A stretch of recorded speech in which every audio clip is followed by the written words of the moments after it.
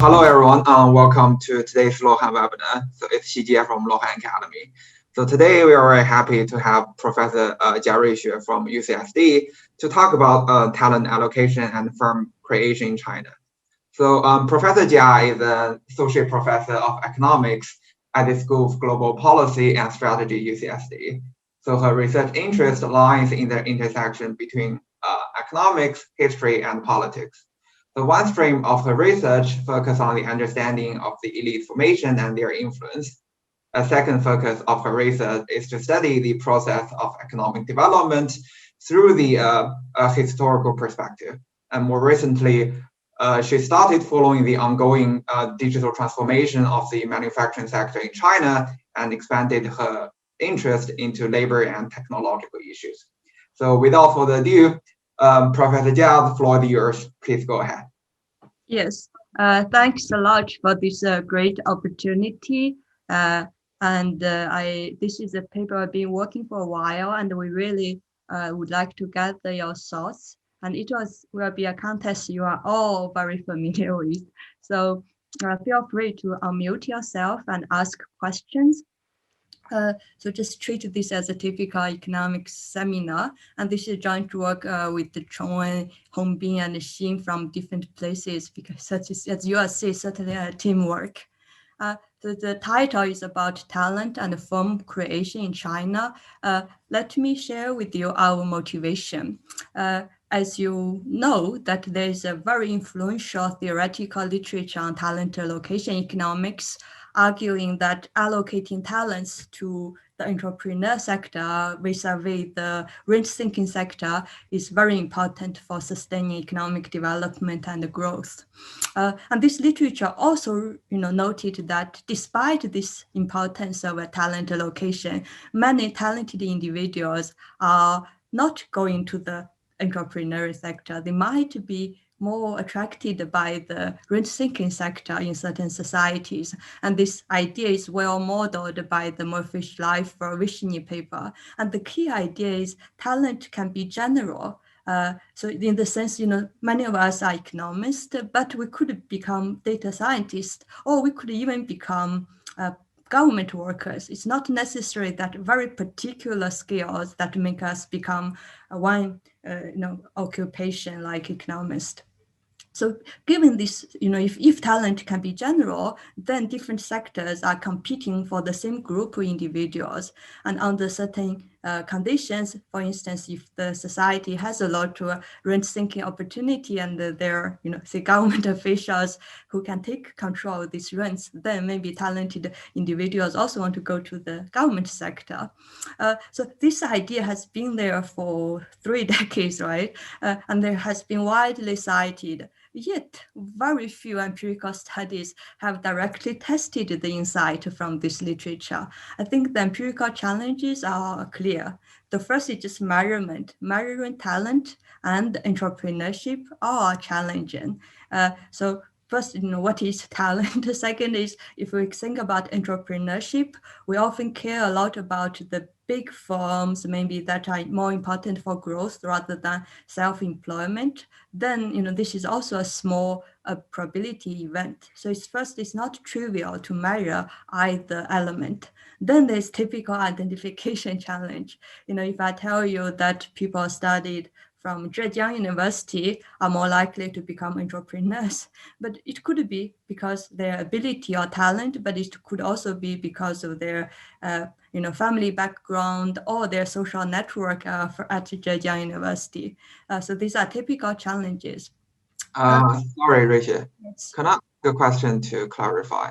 So in this literature, especially in the rent-seeking sector, they do not conduct any production activity. They do not do any production. Oh, treat this as a bit metaphor. There are different degrees. It's not that 0-1. It's a spectrum of sectors, right? And it's just maybe more productive in the entrepreneur sector than the rent-seeking sector. But usually, it's the real world is often more complicated, right? It's not that government workers only get rents. They also produce something. Yeah. Okay, and also you kind of mentioned that individuals have ability to do different occupations, right? Yeah. So you are not assuming that people have kind of a vector of abilities, which is fitted to each occupation. In general, there are two theories. One is comparative advantage theory, Yeah. what you are thinking about. That could be relevant in many settings in guiding our occupation choice. Here, we want to speak to this the talent allocation theory. That is indeed not a comparative advantage story. It's more like a absolute advantage, yet the returns across sectors are different. So this is the theory we want to confront. That said, this is not to deny that, in reality, comparative advantage also guides some of our choices. Okay. But these are useful clarification as a benchmark. So what would we do in this study is we'll examine the simple question, are talented individuals in China more or less likely to create firms? So we'll really start the, opportunistic entrepreneurship. We'll look at firms, and as I'll show you, including the very large ones, and we'll use this setting to test the talent allocation theory. I think China is an interesting case to study entrepreneurship. On the one hand, as you all see, this society has considerable entrepreneurial activity. Nowadays, there are over 20 million private firms in China. Some of these are the globally leading firms, including Alibaba. On the other hand, the society also has a lot of rent-seeking opportunities, right? It has a large, maybe the largest state sector in the world, and it certainly is not short of craft officials to collect rents. So in such a setting, it's not so clear a priori whether talented Chinese are more or less likely to become entrepreneurs. So this is what we want to investigate. And that said, I think it'd be super interesting to think about the role of new technologies in shaping this relationship. I'm not studied, but I'm very interested and want to talk with some of you on, say, the role of e-commerce in this story as I show you what we have done. But it's worth, if some of you are interested in, say, how the story I tell you will be altered by e-commerce, I think it's a very good research opportunity.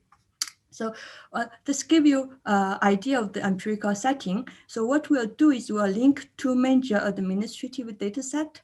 The first is an education data set, namely is the college admission records, including the college entrance exam records during 1999 to 2003. So this is everyone in China.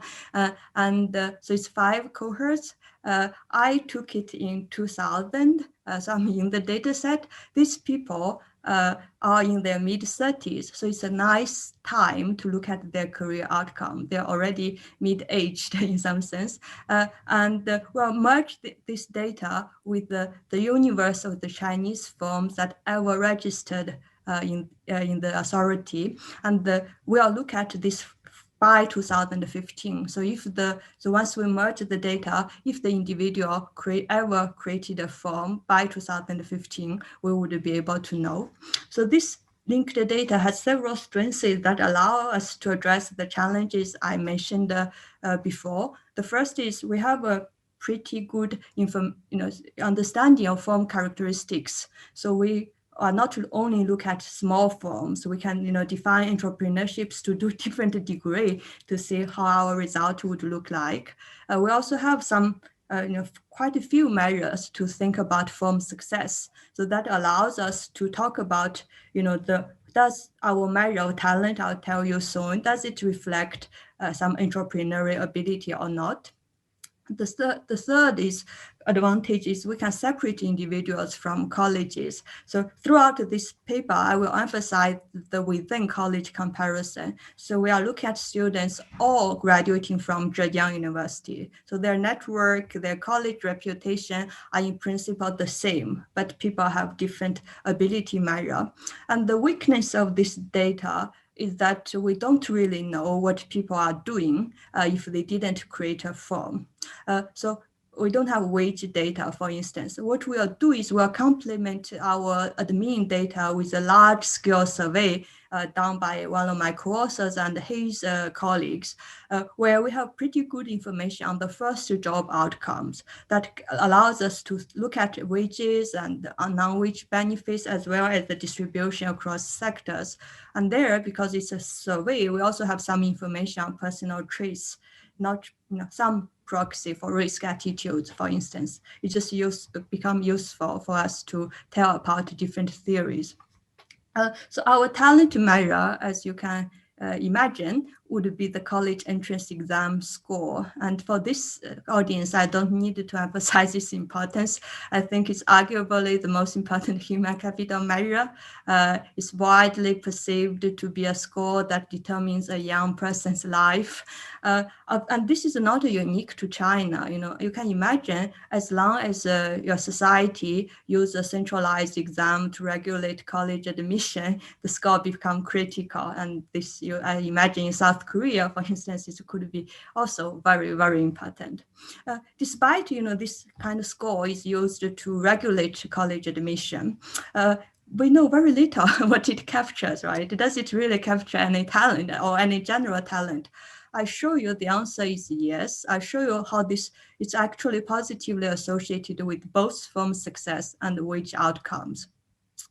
And then you certainly that the score is a combination. It measures talent. It also measures, effort into preparing the test and the family input. So we'll consider the other two component, effort and family input, as possible explanations. And I'll show you, as you see the result, you'll see clearly why it's difficult for the other interpretation to explain our findings. So, Hi, Ruixue.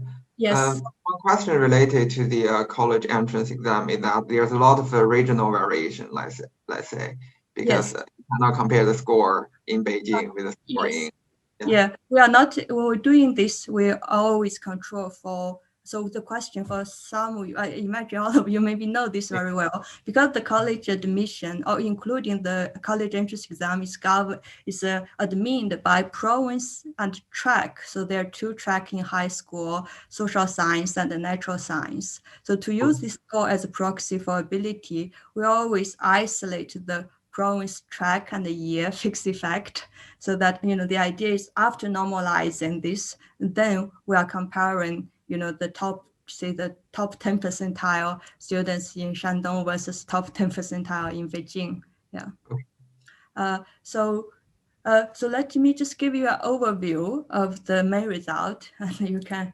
It's pretty late in Beijing, so you can decide whether to stay. So the main fact would be, given the same college now, high score individuals are less likely to create firms, and this is true not only for any firm. It's also true even if we define firms as the very big ones, it's still there. And this pattern is general. It's true not across majors and college tiers. So it's true for STEM, it's true for economics, it's also true for both the top elite schools and the non-elite schools. And so once we establish the facts, we want to use this to test the talent allocation theory. But there can be many alternative theories maybe in your mind. I would explain more later that most of the alternatives could be categorized into two broad categories. One is, we call it negative entrepreneurial ability. You can be skeptical. So that, maybe the score doesn't capture any business ability. You can be skeptical on this. You can also think, oh, maybe score captures some risk attitudes. We'll treat this as alternative hypothesis, whereas the talent allocation thing would say the score reflects some general talent, yet, the talented individuals are attracted away by other sectors. So you can feel that these different hypotheses would have different empirical implication, and a key fact we needed to reveal from the data would be, is that, is the high score positively correlated with entrepreneurial ability? We can measure that by different measures of form success. So I will show you after explaining how you can think about the main fact in different ways. I'll show you that actually the evidence is very consistent with the talent allocation theory. Score reflects some general talent in that it positively associated with form success and with waged job outcomes. And among the alternative sectors, so if they are less likely to create firms, where do they go? We found that the state sector plays a larger role in attracting away the talents, and this also I'll show you some variation even across industries in firm creation. That's also related to the size of the state sector in different industries. And then I discuss, how could this be explained by alternative hypotheses, like, is this related to risk attitudes? This study related to quite a few lines of research, but let me just mention the first line of research on talent allocation theory. There are a lot of models, and actually I just received one of the very, very interesting theory from one of you in the audience. I really enjoyed reading that theoretical framework, thinking about the role of education institution might be very important in shaping talent allocation, which I totally agree.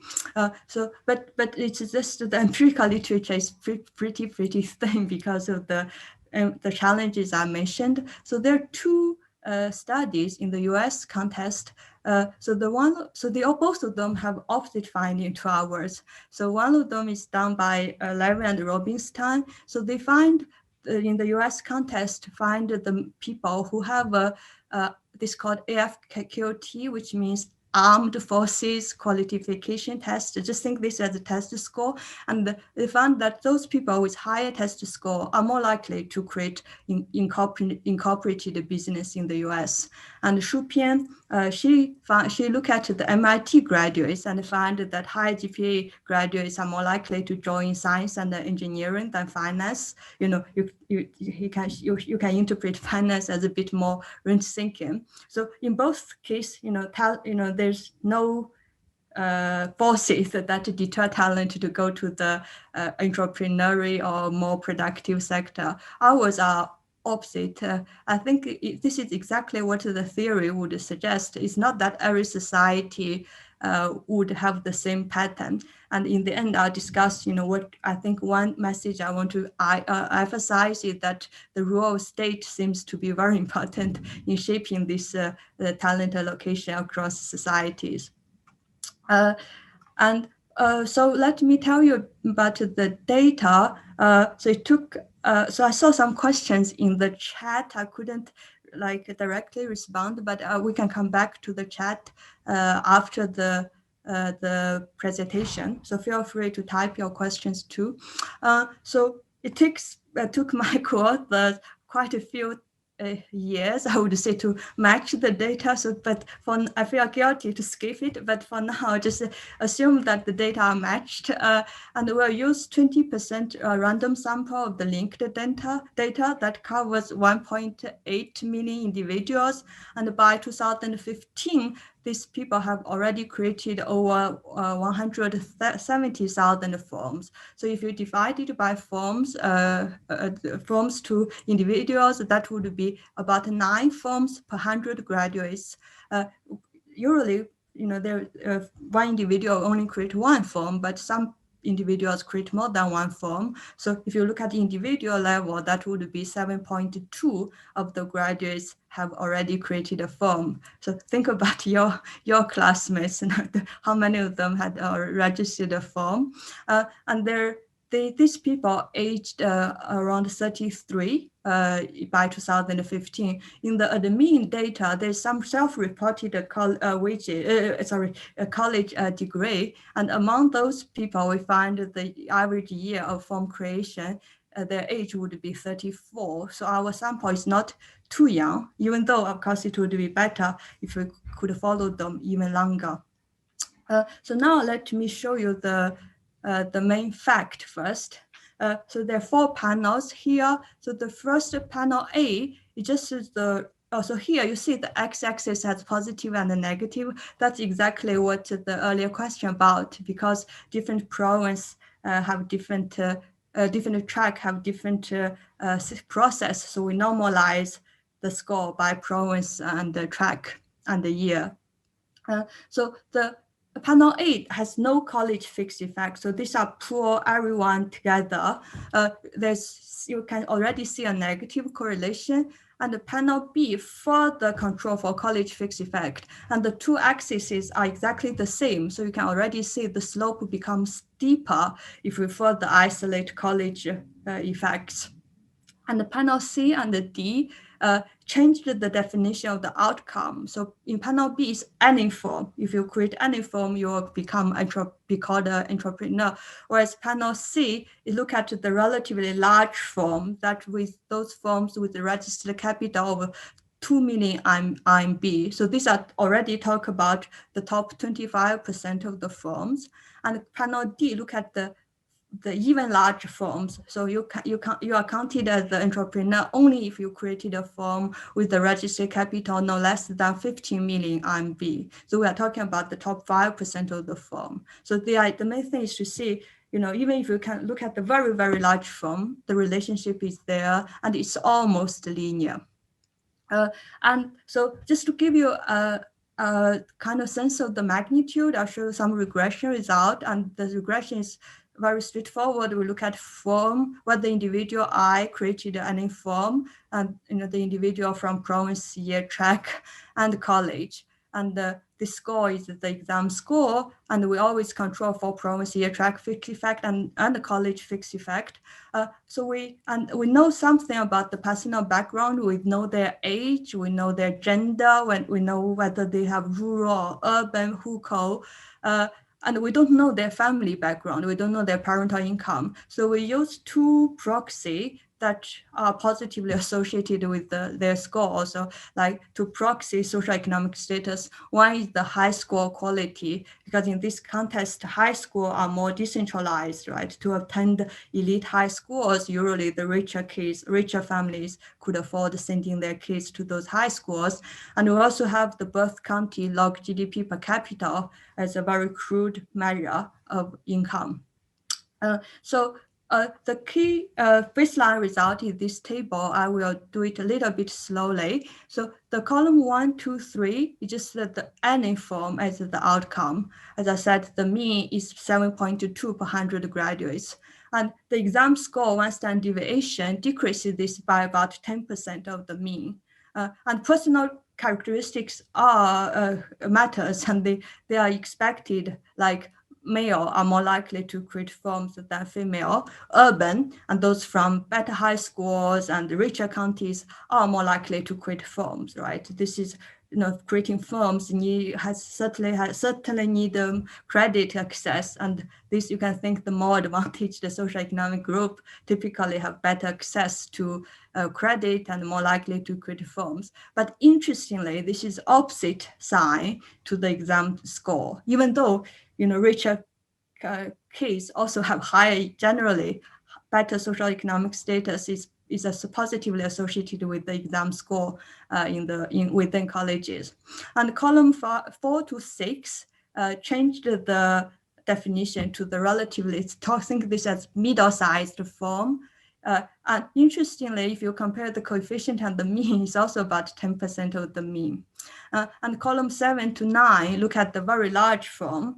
And again, the magnitude seems to be relatively very stable, around 10% of the mean. And I won't go through these tables in detail, but just to say that if we divide the majors into STEM, econ, finance, and law, and humanity, this negative relationship is there within each major.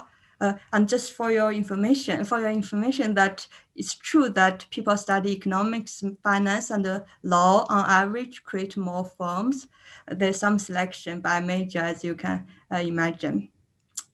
And we also divided colleges to be the top 10, the 11 to 100 or below 100. You can do it in various ways. The idea is that this is also true within each tier. So it's not just driven by one group. We learned that this can we use this to test the talent allocation theory. So as I said, that this theory's interpretation would say, oh, score reflects some general talent, but higher score individuals are attracted away by other sector. And this literature particularly emphasize the rent sinking sector.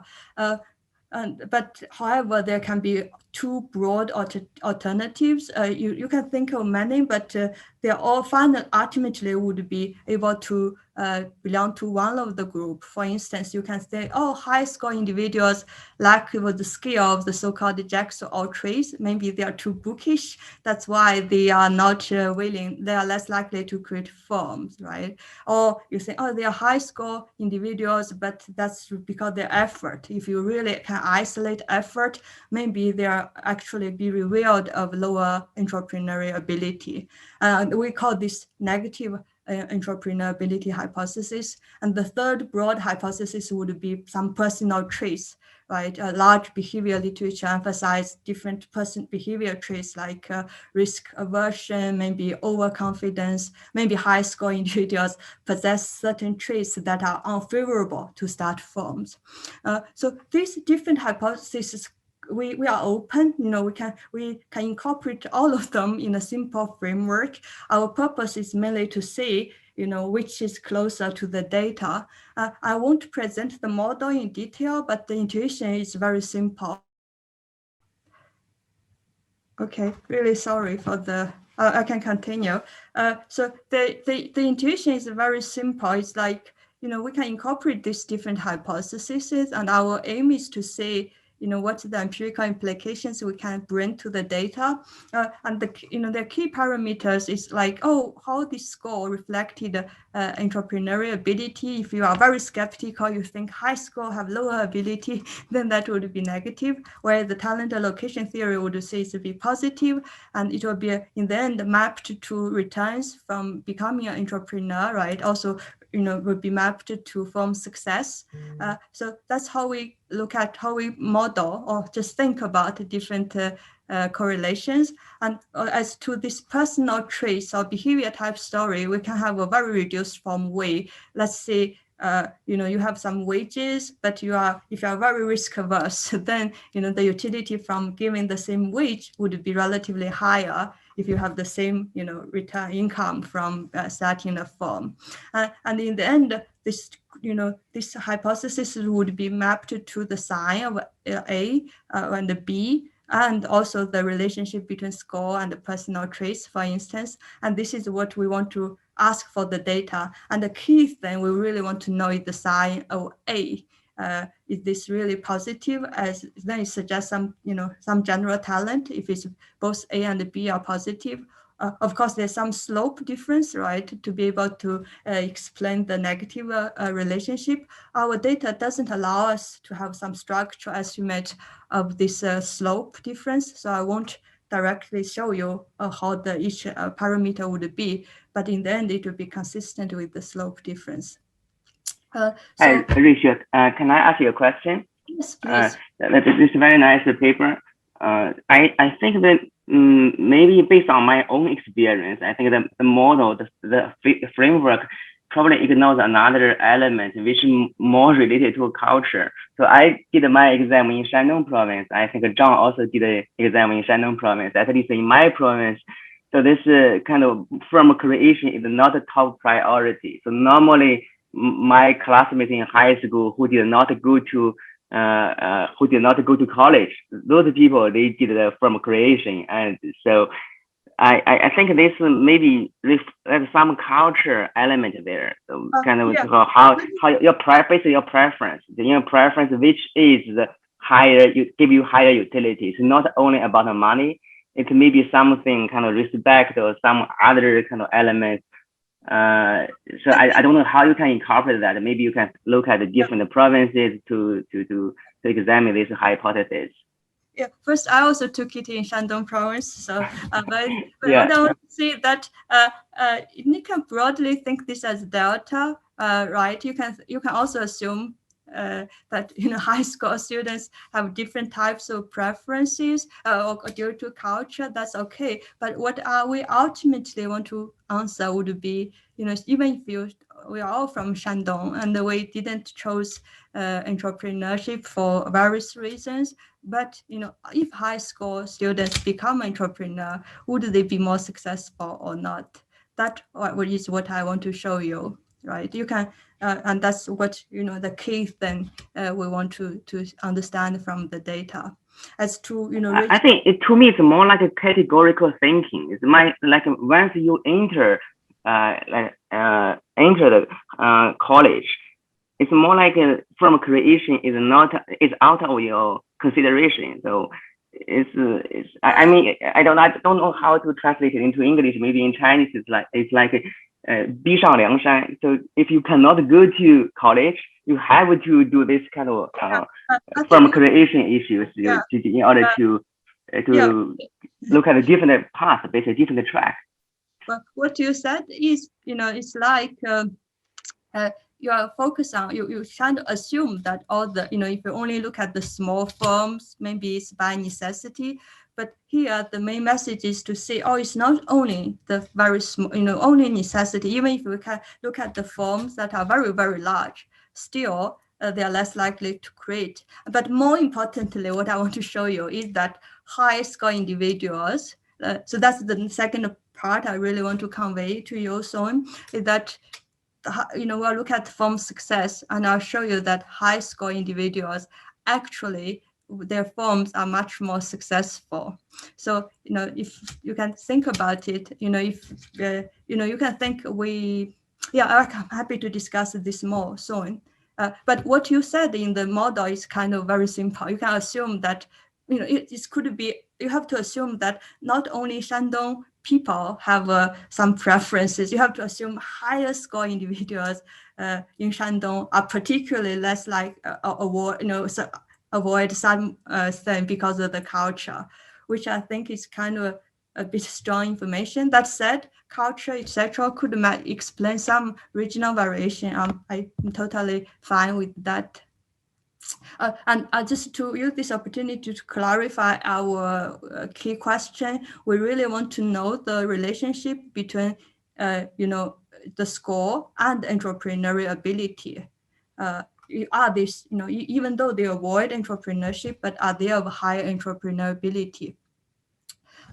So look at firm success as a proxy for entrepreneurial ability, and we'll look at wage job outcomes as a wage ability.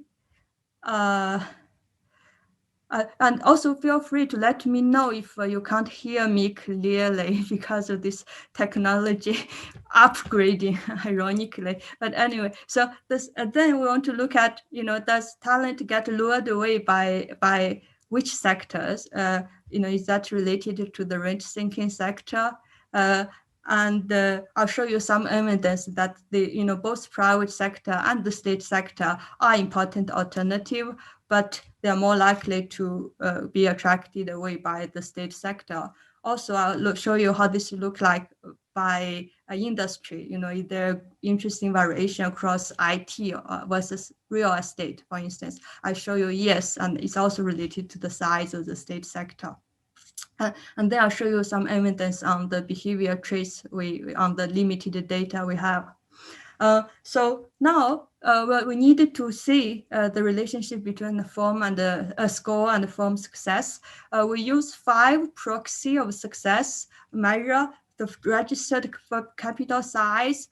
It's certainly a noisy measure because richer individuals have better access to capital, for instance. But treat this as just one measure. We also look at whether the firm is registered outside the home province. As you know, in this context, there's a strong local protection. So if you can have a firm outside your home province, it suggests you can really enter non-local market. And we also have information on the expansion in the sense if I start a firm and I'm successful, I invest in, say, Jianye's firm as a owner, then I will observe that too. The fourth one is the becoming publicly listed, which is certainly a rare event, so it measures extreme success. And the fifth one is exit proxied by deregistration. So again, it's, each of these measures is not perfect, but altogether we should have a very, very good understanding of firm success.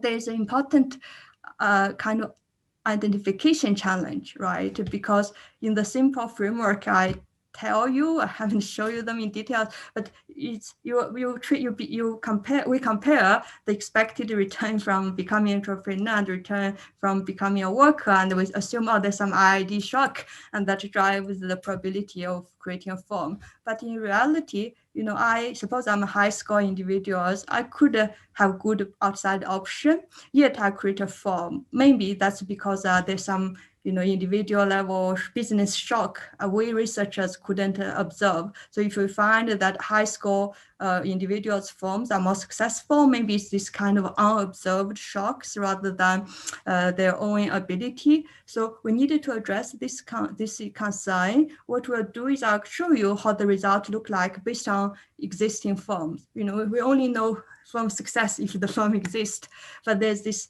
endogenous entry concern. So we'll use the Heckman 2 steps to correct the possible selection. Usually it's very difficult to find a good instrument to predict entry, but here, because of the rich and mean data, I think we are hopeful, and I'll explain to you how we address this.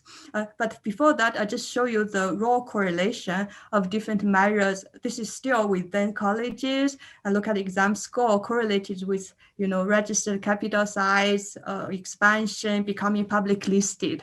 In all these cases, you see that high score individuals, firms are more successful. That's the kind of sounds contradictory, right? On the one hand, the first part show you that they are less likely to enter.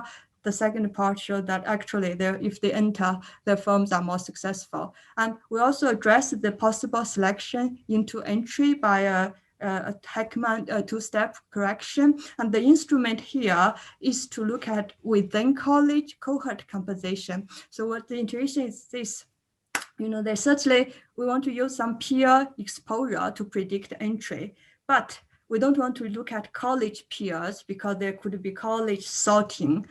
However, in this setting, the rich data allows us to do within college peers. So we'll look at the idea is both of us are in Zhejiang University now. We sort into Zhejiang University. But in my cohort, there are more people from Shandong, for instance, or generally from more inland provinces.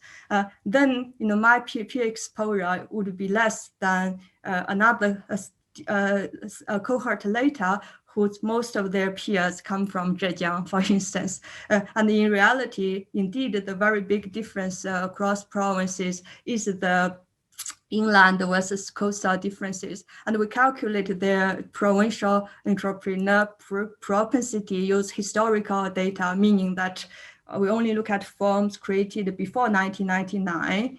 We look at how that, divided by adult population of different provinces to capture this propensity. And the intuition of the peer exposure is my cohort just has more entrepreneurial peers, and the other cohort has less so because of their home of origins. And statistically, you can see the strength of this idea. So the column 1 is to say, if we don't control for college sorting, then exam score and other personal traits, I didn't show it here, but it's in the paper, they are all significantly correlated with peer composition.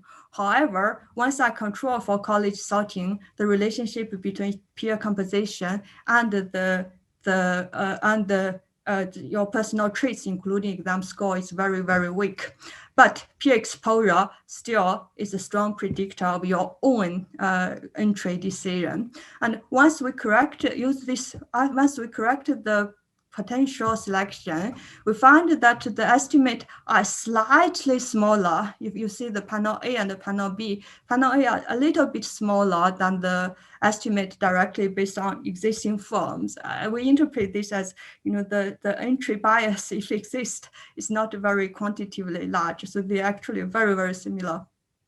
And we also have some simple survival analysis, which gives us the same idea that if you look at high score individuals and the lower score individuals within colleges, over time, their differences become more important in terms of from survival. In the first 2 years, they are similar because still survive by large, but over time, the difference become more striking. Altogether, supports that the A is positive, so high score is positively associated with the entrepreneurial ability.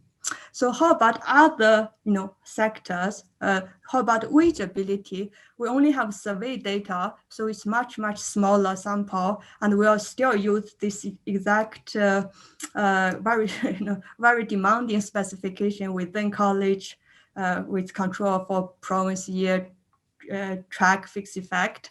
And we only have information on the first job. So you can imagine the first job, which is already very compressed, yet we still find that high score individuals enjoy the high first job wages. And in the Chinese case, even though the wage is compressed, as you know, that there's big difference whether you could get a local hukou, right? Especially for those big cities. We also find that the high score individuals are more likely to get the jobs that offered them the local hukou. So in general, they also be rewarded by the waged jobs. And when we look at, so the survey also gives us some information on the sectors. We look at the state sector and the private sector, comparing with the becoming an entrepreneur. Than one, this is the relative risk. It means it's more likely to join this sector. And the idea is that the result here shows that yes, both cases are larger than one, but the effect on the state sector seems to be relatively more important. Of course, these are just very suggestive survey data. So I'll come back now to the mean data again, look at how these sectors. So we look at industries, sorry. We have these 19 industries. What the estimate doing here is we estimate industry by industry, all relative to the mean. So recall our baseline is that the negative magnitude is about 10% lower of the mean. And here you see a lot of variation, say in the construction, mining, culture, real estate, this estimate is about 20% or 40% lower, whereas in certain industries like IT, science and service, hotel and restaurant, this is also negative, but it's minimal. It's less than 5% lower. So I think once you see these industries, you already have some intuition. It was explained this industry variation. There are two important forces. One is the size of the state sector, which is exactly corresponding to the survey data I'm talking about. The other is, of course, different sectors also need different human capital. Maybe the IT sector need more educated labor. So we'll control for the average schooling of employees of each industry to capture the rule of demand of human capital. And this figure here plot the residual correlations between the size of the state sector in each industry and the negative coefficient between score and the form creation. And you can see there's this clear negative pattern, which says, if the industry has a large state presence, then, the negative slope is even stronger.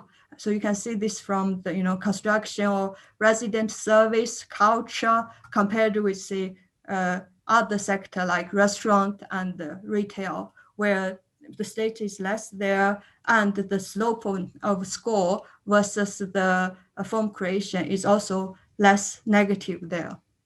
So I think both together, suggesting, maybe not surprising for those who know the context very well, the state plays a very important role in attracting away these talented individuals.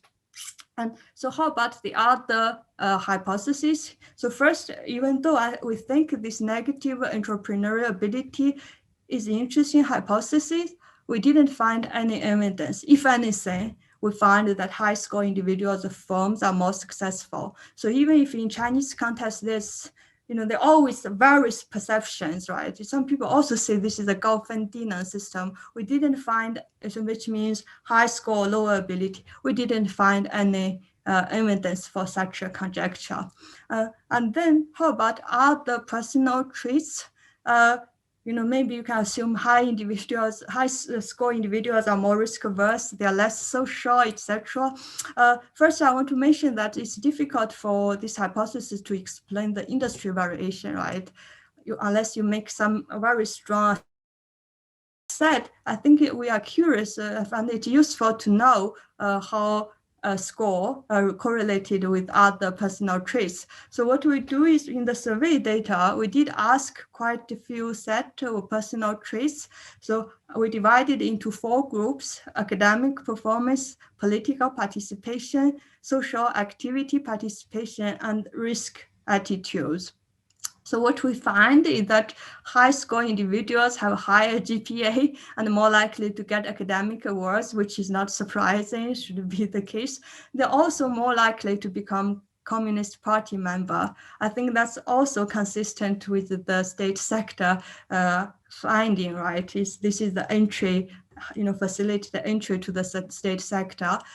We don't find, so we measure social activity by whether they are union leader or whether they are any union or social organization leader. We can define it in various ways, but the finding is that we didn't find that they are more social. High score individuals are more social or less social. We found they're more or less the same, the same type, the same amount of social activity. So score is not correlated with social activity participation. And we also we have some rough measure on risk attitude. This is only asked 1 year in the survey. I think some behavior economists suggested our co-author adding that. So it's rather limited, but we have the typical questions at the lottery question. And there's also an investment question asking, say, do you agree or strongly agree with the following statement? It's more important to ensure a certain return in investment than take risk to pursue a high risk. So we use both measures. What we find is we do find women are more risk averse, as the literature always find, but we don't find any strong relationship. There's a very weak, as you see, relationship, but nothing strong there. So we conclude, given the industry variation, we conclude that it's maybe difficult for personal traits to explain all our findings. That said, it's not to say this sense or culture doesn't matter in determining entrepreneurship. They could all matter in terms of determining levels. In fact, I want to tell you that the way we found women are less likely to create firms. That's certainly not because they are more likely to get a better waged job. They're also less likely to get a better waged job. Then what explains the difference would be, they are more risk averse, or maybe there's some culture aversion women to participate in entrepreneurship, or it's credit constraint. So those levels are relevant in general, but our key thing is to understanding the negative slope between score, which is the ability measure, and the firm creation, which here I think we are, after seeing all this result, we feel confident to say it's difficult for other hypotheses to explain the slope we really care about. So now I would just summarize our findings. So I really want to get more feedback from you. So I intentionally make the slides short. So I'm happy to talk more about the model, the data robustness checks later. But let me first summarize the key finding. So I think in this paper we find some entrepreneurial reluctance, what we call in the title, of talented individuals, evidenced by the fact that high score individuals are less likely to create firms than their lower score college peers. Yet, it's not because they have lower ability. If anything, their firms actually are more successful. we think this is one of the first empirical studies to support the talent allocation theory. And here is, it's just interesting to see, at least for me, a bit obsessed with the exam system, and we know so little what the exam score really correlated. I think this is one of the first studies showing how this correlated with success in different occupations. And another interesting thing is that high score individuals are attracted away by the non-entrepreneurial sector, and it looks like the state sector plays an even larger role. You can imagine, you can study the same thing in different settings, like linking the SAT score or other exam score with firms in other countries. Would you expect the same finding? I think it's maybe not. I think it's what we, at least our findings suggest, it's important to consider the role of the state. In a US economy where the state plays a relatively small role, the finding could be rather different from the Chinese context. So I will pause here a little bit to get a few more questions, and I'm happy to talk more other results. But for now, I want to gather some feedback. Yeah, thanks, Ruixue. I think there are some questions in the chat box. So Yes. let's start from the first one. When you ask your question, have you looked into the effect of even and urban on entrepreneurship? A natural extension will be using regression discontinuity, right, to investigate the difference here. Oh, yeah. So I think there are quite a few other papers one can do with this data. We have to do it step by step. So what I want to say is, yes, you can write a college paper. This is a within college paper. And what you said is a college paper one can write. And we already have some result. We already had RD paper on something related. So I'm not eager to write another RD paper. But the idea is you can already feel here. So why the slope become more steeper, more negative after control for college fixed effect. That's because generally better college are positively associated with firm creation. So better colleges are better in everything. I think to write that paper is not, so there is one reason I want to start with this one, because I think the negative relationship we didn't know ex-ante. I just found that it's a bit like more like a detective story. We don't know who died even, and then who killed the victim. So it's kind of a lot of fun to explore these things. And the college paper would be, there's a positive effect. We needed to use some strategy to identify that. And also the data are a bit limited in identifying the underlying mechanism. Suppose we find better colleges are helpful.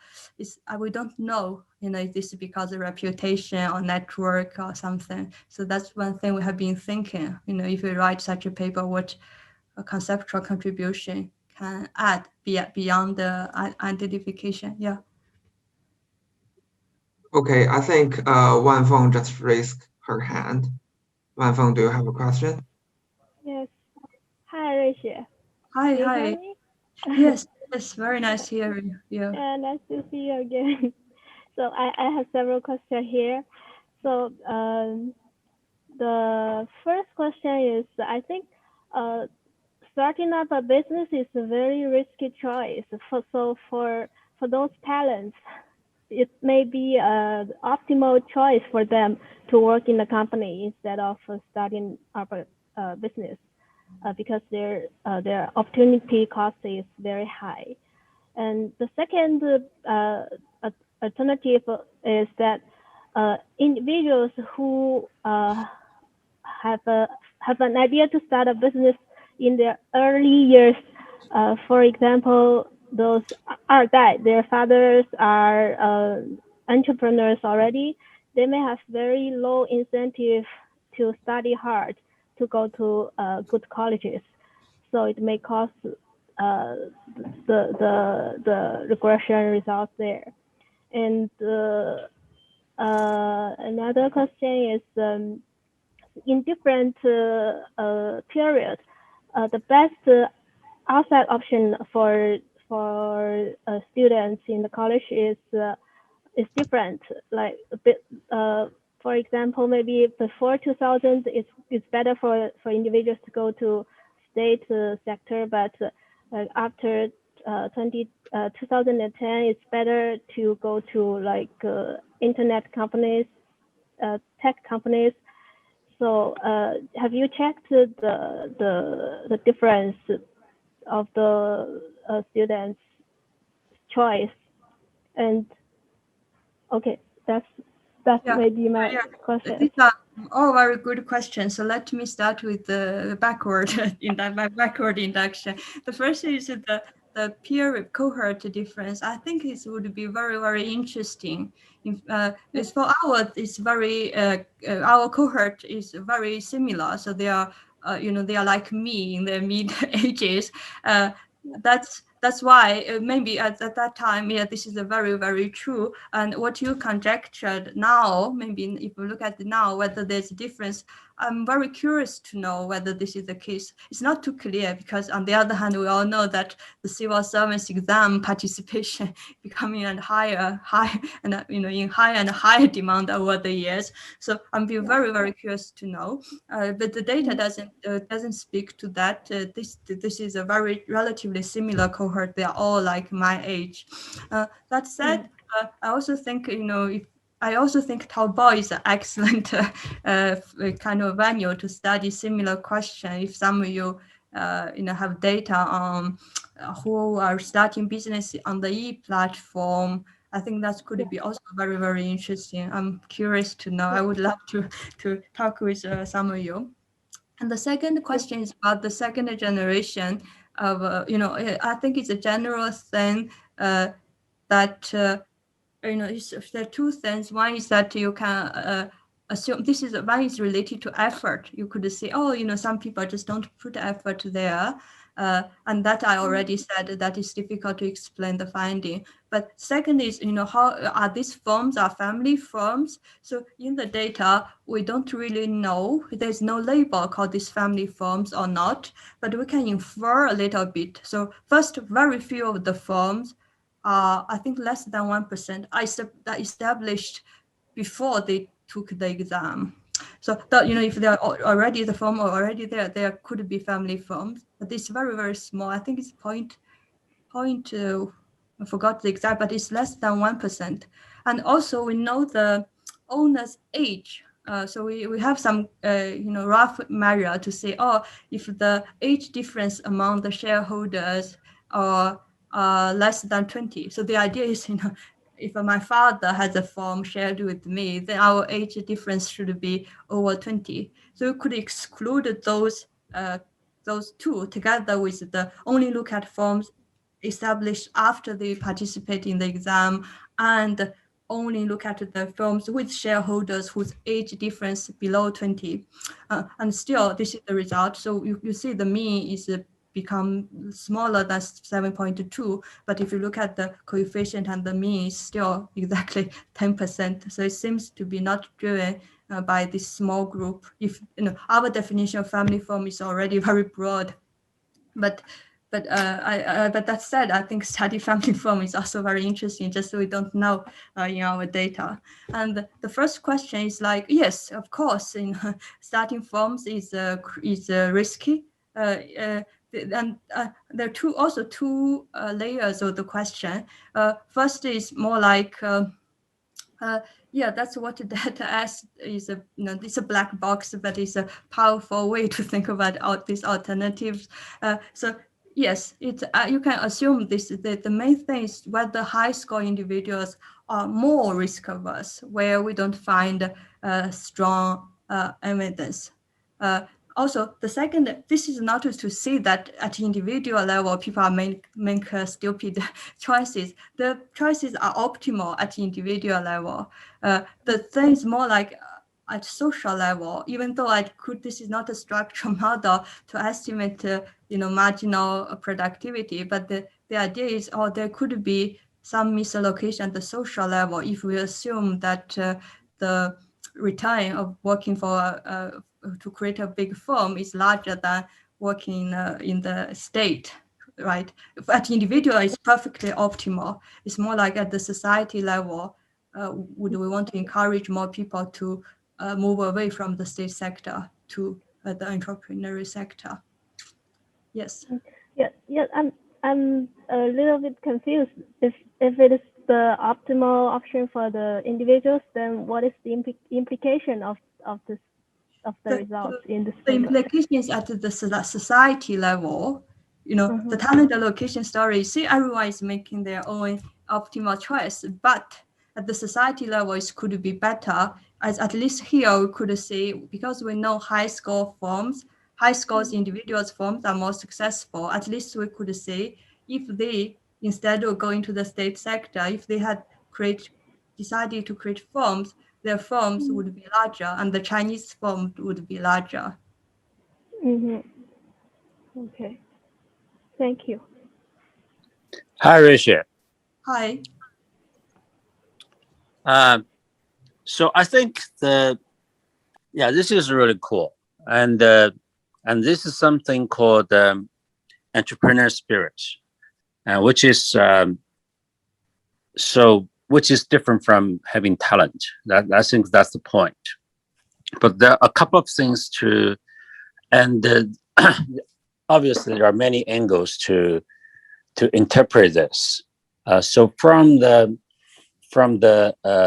country's development point of view, should we have the most talented people to pursue the uncertainty to find the path going ahead? So what is and that obviously is related to the culture. And so I think there's a couple of things to further ask. One is to just follow up. I think probably, and because this is very related to the culture and habit, so probably with the progress. So I think what maybe you can do is do a kind of cross-section regression, but with the time series of the effect, to see whether this negative relation is being somehow mitigated as people and more accept the entrepreneurship. So if there's some kind of structure break, sorry. Yeah, sorry, I totally agree. I think it would be more cool in the future to trace different cohort. Here it's a little bit, this is the same cohort. They are like 5 years, but they are relatively like me. So we experience different things over time, but it would be much better if in the future we have richer and richer data. We could compare my cohort and see the young people's cohort. And with internet companies, etc., this could be changed. Right. Yeah, I totally agree. So that's one thing. Another thing is, of course, is to have some kind of something to say across the culture. So, and also maybe another thing is look at the regimes. Because some regimes, they are kind of more entrepreneur oriented. Some regimes are just really kind of stubborn and stick to the tradition. So that is another kind of, so if you do not have global data, then maybe within the country, right, in China or something like that. So you can do something. So I think time series and cross-sectional variation within China can shed more light on this. Yeah, so I think the cross-industry variation goes along the same direction. But the regional variation, it's a bit tricky. You can think culture matters, but they also when you really do this in economics work, as you can imagine, there are many other differences across provinces, right, and all work together. So it's become tricky to really argue this is just a culture difference. That said, on average, sure, like Zhejiang province have more entrepreneurs on average than Shandong. That's true for sure. So because the regional variation is a bit more difficult, but also another issue is these people we study are already highly educated. They are already very mobile. It's not that they are necessarily attached to their home province labor market. That's one challenge. The other is, these provinces are different in culture, in institution, in economic development. All those together become a bit tricky to tell a clear story. So that's why we stay at this relatively easy comparison across industries. Here, everyone is and deciding to enter, but which industry? So, but that said, I totally agree. Maybe with better and better data, and let's see. Also, then you see the really this is because we really have to understand why there's negative relation. Now there are several interpretations. One is really related to culture. So if that's a culture, let's differentiate by the regimes, by where the culture come from. Another thing could be that it's just the people study better. They're just brain damaged, permanent head damaged, PhD. So partially. This side we have evidence. We found no. Actually, if they start firms, their firms are not only larger, not only more likely to expand. They are even more likely. They are you see, they could be. So the alternative is that they could be the person that are less head damaged within the academic, right? So you can always have such a challenge. That's exactly why we want to do some exogenous prediction of entry and look at firm success. Also, so that's what the empirical strategy try to address, right? You could don't believe this, but this is to say we are cared a lot because of, the entry could be endogenous, as you said. Is there someone who got good business enter, so that's why they're more successful. It's not their ability. So to address this, we use this, relatively called the random shock. The idea is, we are already in the same college, we already sought into the same place, yet in my cohort, I get a bit more exposure from my peers and I'm more likely to start a firm. And that driven the relatively exogenous entry, how that affect firm success. And right. Here, I forgot to mention that the firm success measure has interesting quantity difference. If you look at the score correlated with firm size, the registered capital size, the magnitude is very small.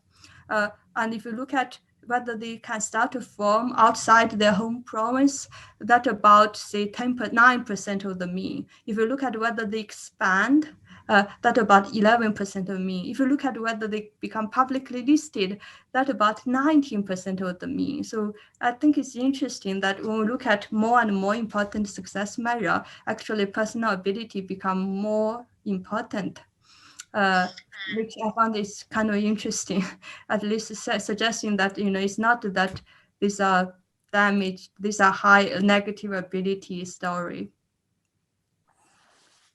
So my last comments is kind of related, is that I just think that it would be nice to have some good proxy for the perception, which is the culture or habit, whatever it is. So because I believe that's the story you are really trying to tell, and that is really, really important. So I think when we have talented people, how do we change the perception and how they perceive the world? I mean, as academics, that we've been academic for a long time, but we migrate to companies, so that we kind of feel this deep contrast dearly. If you guys are willing to influence people's perception, since you are so powerful, I would say, suppose you go to some, counties or some schools, doing some training or telling them, more about entrepreneurship, and I think could be an interesting intervention. I agree. I mean, the reason, in the end, you can see, after seeing all these results, also I'm brainwashed by myself. I don't find it surprising. I found it all makes sense, right? It's a society, 学而优则仕. It's a it's an equilibrium. Chinese society, maybe Korea, Singapore would be more like this, and some other society, UK, Sweden, maybe a bit, or maybe on the other type of equilibrium. I totally agree in this sense, broadly speaking. Even though example is not too clear, you could many people expect the opposite of baseline finding, even though we didn't find it to be the case.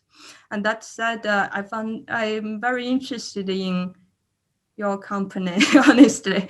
And is there, given that the market penetration is so deep, is there something one can do to influence people's perception of entrepreneurship? I think that would be very good to see, not only as a research, but also if this really influence people's perception, that would be very, very meaningful, I would say. Sure. Yes, I think there are two kind of very related questions to this. John from Michigan State asked you, could you control for personal origin? I think that may be the cultural element. It's already always control for province fixed effect. It's not only province fixed effect, also province track. That's whether you study social science or natural science in high school. So this is already control for that. So it's not driven by that. I think the questions is maybe less about omitted variable. It's whether there's some interesting variation across regions. I think there are. It's just that empirically difficult to attribute this to just one factor. Okay. And also there's a question from Tianping saying that, do you think the training intensity of entrepreneurship in the universities could shape student entrepreneurship talent? That I don't know. So what we do here is this measure of score is the entrance exam score. So in the sense, it's the ex-ante measure, right? This is before you go to college. So it really has nothing to do with your college investment. But it's certainly, it's as ability measure, certainly very predictive GPA and academic awards. And what you are asking is a very different question. We possibly true. It's just we don't know what kind of entrepreneurial education they get. What we know is that the econ finance law majors students are more likely to create firms on average, but that could be also because of selection. It could also be because they learn more about economics or because they have some peer effect there. But we don't know. The short answer is we don't know what kind of education they get in college. Okay. And another question from Professor Xie ask you, could you comment on phenomenon of 9·2派, those people who gave up their government post to start business of their own since 1992? I understand that your data set does not cover that period. It is perhaps worthwhile to get hold of this data set, which may be helpful. Yeah, that's interesting. That sounds interesting. Maybe at that time there are a lot of people in Shanghai. Is that the phenomena? I didn't know they called it 9·2派 on it. Kind of interesting. Yeah, and I think it's an interesting topic to study. Who are those people? And you can imagine it's also consistent with the story because there was very little reward for entrepreneurial activity in the 1990s, right? And then when the reward increased, yeah, some people are attracted away. Everyone was working for the state sector in a sense, yeah, before.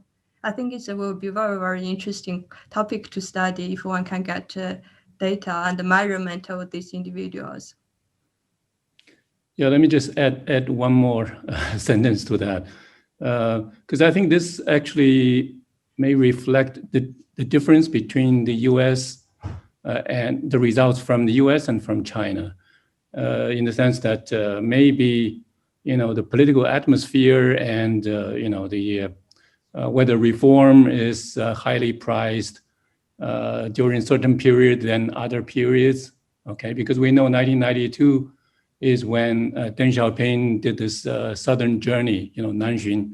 So after that, there's a bunch of people who give up their, government posts and join the private sector. So maybe that, if you have the data, maybe you can do more. Yeah, I totally agree. I think at the firm level, we do have a lot of data. The difficulty is to know anything about these entrepreneurs. And that's why, linking this, you would know their age, gender, that's all. So but to really to have better understanding of their ability, it's not easy. So that's why it's actually took my co-author, mainly my co-author's effort, many years to really be able to merge these two things so that we can have some understanding, even though not perfect understanding. We still don't know the entrepreneur's family background, for instance. Yeah. But I agree, the topic would be very relevant and interesting.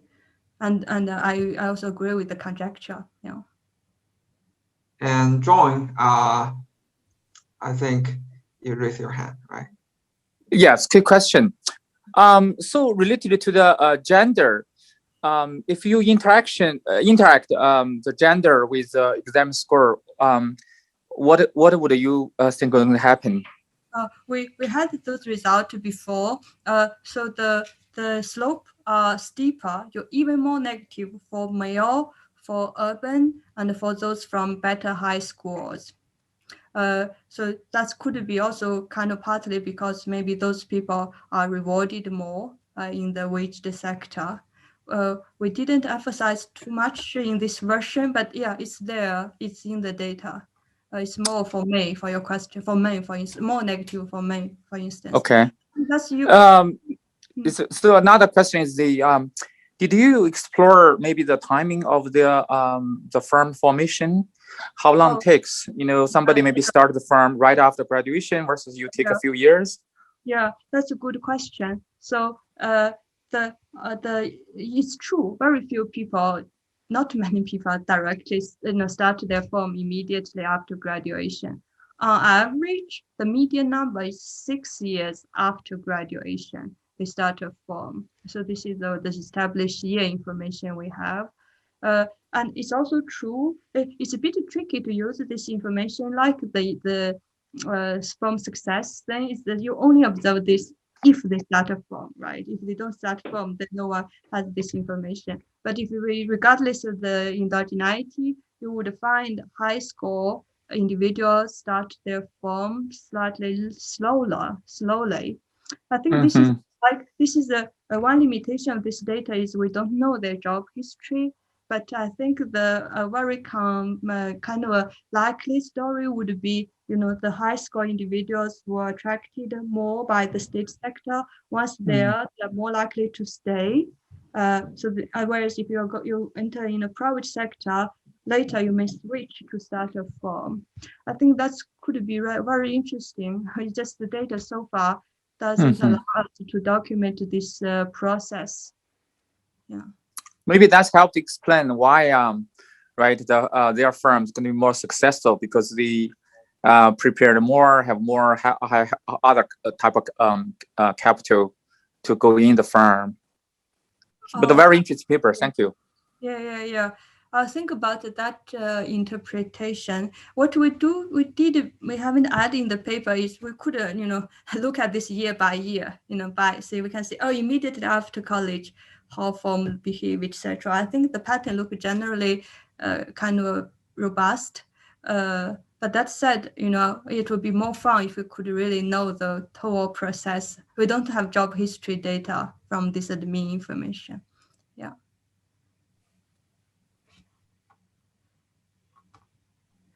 Inju. Hi, Ruixue. Thank you for the interesting work. Although we have discussed about the culture a lot, I still want to say more. I totally agree with what Professor Yang said, and I want to make some suggestion about the proxy of those culture for the provinces. One maybe I read some papers about like the share of people who have the habit to watch Xinwen Lianbo. I think that's a very good measure about and the variation is actually very large.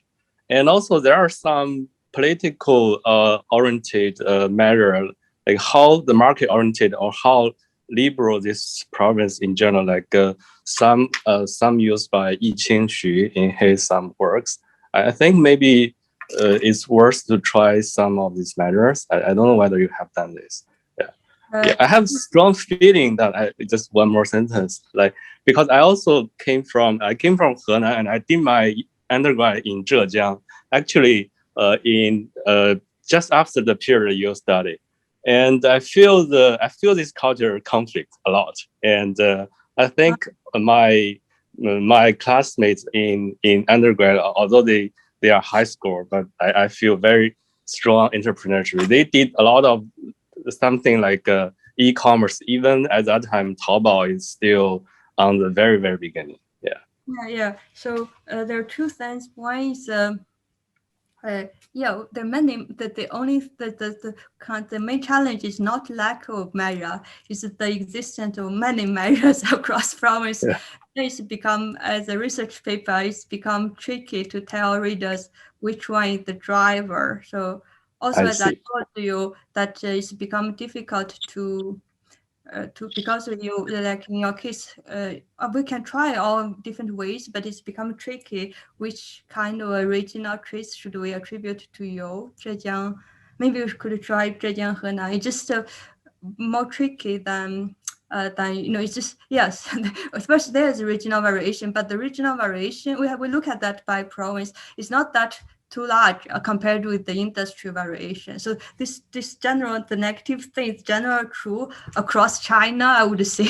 So you can say in some sense it's a Chinese culture, if you are willing to call it a culture, to a less culture economist, that would be more like this, the rewarding structure of the whole Chinese society.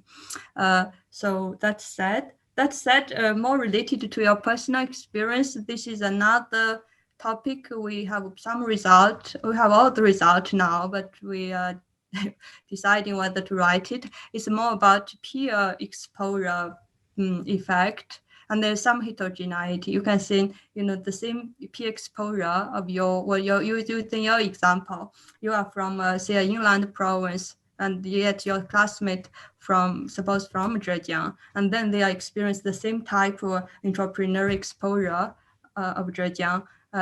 We do find it's more important for people like you to be exposed to such a exposure.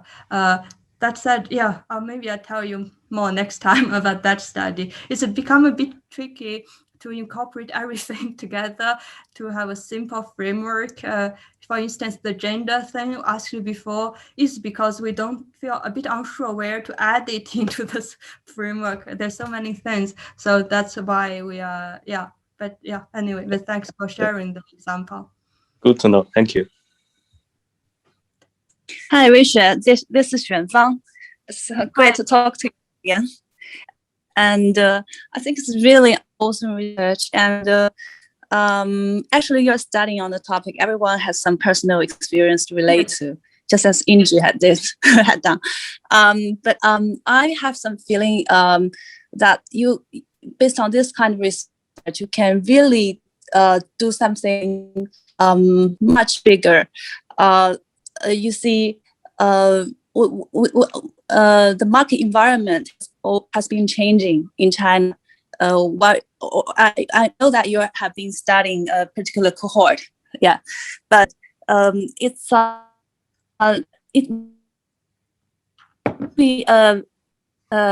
suggesting that maybe you can track how this, with the changing market environment, the propensity for this particular cohort to do some to start business, how this has been changing in this past decade, and it's kind of measurement for Chinese business climate too. And you have also indicated that for different industries, you have very different estimates. But what we are trying to know is the development in this particular history period. So I'm wondering, if you have some kind of a plan on this part, on this side. I think I agree. I think we for this cohort is a bit tricky because it'll be difficult to separate is say it's like some reform in certain years, or it's because age, right? The age that they has more experience, etc. And we don't know their job history, so it's become tricky. That said, yes, I wanted to. So this is agenda for me, and that's like in the introduction. The host is saying that I recently started agenda, but it's already a few years. So it's agenda for me. I hope to do more. And it's the cohort thing I found very, very interesting, but it needs more data, patience, and luck to know more about the entrepreneurs. We know their firms already. In our data, we have data on firms from 1980s till now. The more tricky thing is to know, we know the owners, but we don't know much about their ability. So far, we needed to have more patience to think about how to measure it or creatively. And as I said, also find all these new technologies, especially e-commerce, then how that attracted people, what type of people are more likely. Would that be a way of mitigating this culture phenomena? You all think it's culture? I think that all these are, I agree, certainly an agenda for me. So far, this paper we have a draft and we have the result on peer exposure already. We could have a paper on college, but we are not in a rush to write those papers. So I agree. The big picture, how this change over time, would be fascinating to know. Just so far, it's not very feasible yet. Mm-hmm. Thank you. Thank you. Yeah, especially regarding these rent-seeking opportunities in Chinese society. You see, these have been developing, across different industries. They're very different landscape. Yes, I think this is one. When I saw this figure, I found this really striking and not too surprising. It's related. It's kind of our intuition, right? Like in IT, seems not too much deterrent reluctance, but a public management culture actually a lot of reluctance. Yeah. Mm-hmm. Thank you. Hi, Ruixue. I think there's one last question from the chat box. When you ask you, I'm wondering how do you deal with the situation that one person registers multiple firms? Say a good student. Yeah. So far, we haven't done much. So far, in the main analysis, if they create two firms, we treated them the same as one firm. They are entrepreneurs. And in the firm success measure, we just look at firm level success. But we could have outcomes, say, how many firms each one of them create, and whether high score students create more than one firm, more likely to have more firms. We haven't done that. And as I said, as you can feel, it's not. Yeah, that's still those who create multi-firms, certainly interesting group. In the data, most people just create one firm. So that's why at individual level is 7.2, at firm level is 9. But we could look at that as outcome. We haven't done that, Okay. So is there any other questions for Professor Jia? I have no questions, but just a small comment. Because a few days ago, we met Ardai entrepreneur. She told us, her father told her, 前世造孽，今世创业. It means it's really, really hard to survive.